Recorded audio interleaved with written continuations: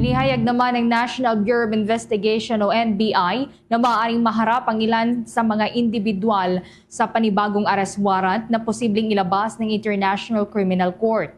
Ibinahagi mismo ni NBI Director Attorney Melvin Matibag na mayroon silang impormasyon sa posibilidad na mag-issue pa ng arrest warrant ang International Tribunal.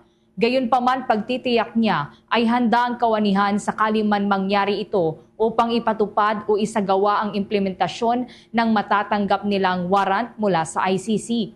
Ayon sa director ng NBI, meron na rin silang naitatag na protocols sa proseso ng pagsisilbi ng arrest warrant at binigyang diing walang papaboran maging sinuman ang maisyuhan nito. Sa kasalukuyan, nakatuon ang atensyon ng kawanihan sa paghahanap kay Senator Ronald Bato de la Rosa upang siya ay tuluyan ng maaresto.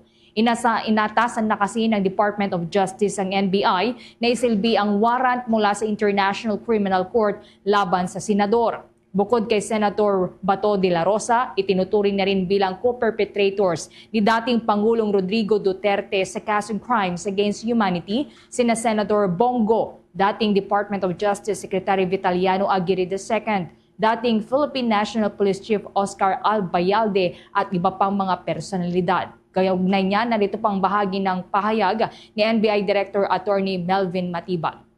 It doesn't matter who he is or who we are. Kung ano man yung krimen niya, basta't may warrant, meron talaga kaming protocol na. So kung may lumabas na additional warrant of arrest, we are always ready to enforce and to serve the warrant.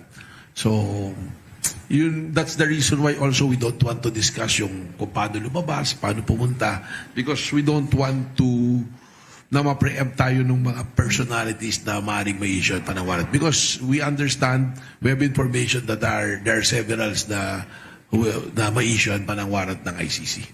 Bagay ng pagpapaliwanag ni National Bureau of Investigation Director Attorney Melvin Matibag.